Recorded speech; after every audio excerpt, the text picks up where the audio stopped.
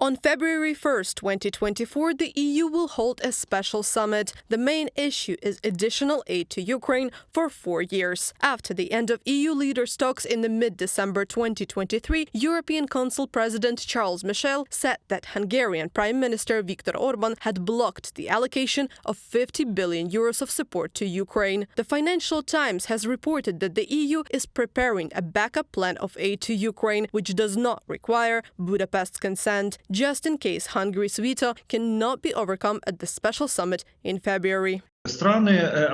Countries turn to the European Commission and give it guarantees to attract money on international financial markets. Roughly speaking, on behalf of the member states of the European Union, the European Commission, as a first-class borrower, enters the market of international finance and actually receives loans there. These loans are transferred to Ukraine on certain terms, but it's not given under the guarantees of the European Union, but precisely under the guarantees of individual EU member states. This scheme allows to involve the majority of member states on bilateral basis.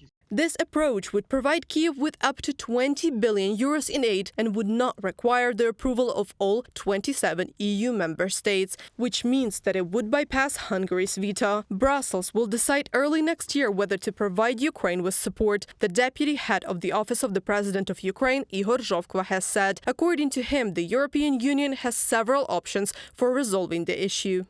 For example, in terms of the use of the overall budget of the European Union, it is not just about Ukraine, it is about changes to the EU budget. This is the first option. If it fails, there is another option: bilateral agreements. For example, the work of the donor platform continues, where our officials work together with the European Commission. I am sure that there will be a technological solution and this money will appear very soon. Igor Zhovkva, deputy head of the Office of the President of Ukraine, in an interview with the Interfax Ukraine agency. The EU and the UK have called for increased support for Ukraine. UK Defense Secretary Grant Shapps is convinced that the West cannot allow Russia to defeat Ukraine.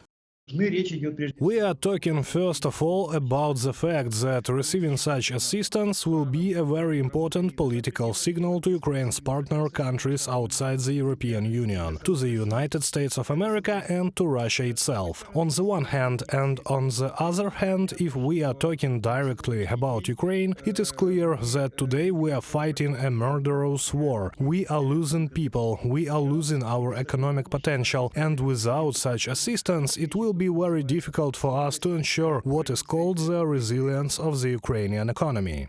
Ukraine is a part of Europe and its security is the part of European security architecture. The head of the European Commission's representation in Austria, Martin Zellmer, has said, in his opinion, the process of Ukraine's accession to the European Union may take 6 to 11 years. Accession negotiations are a concrete promise to become a permanent member of the European family. However, this requires moving towards the EU. Turkey has distanced itself from the EU. In contrast, we see Ukraine at the heart of the Union. Negotiations with it are part of our security architecture. Europe must not return to the dark days of the 19th century, when an aggressor invades its neighbor to annex land.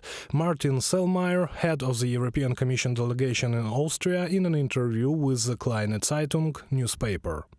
In December 14, 2023, the President of the European Council, Charles Michel, announced the start of EU accession talks with Ukraine and Moldova. Reported by Anastasia Tarnavska, Yulia Bil, UATV News.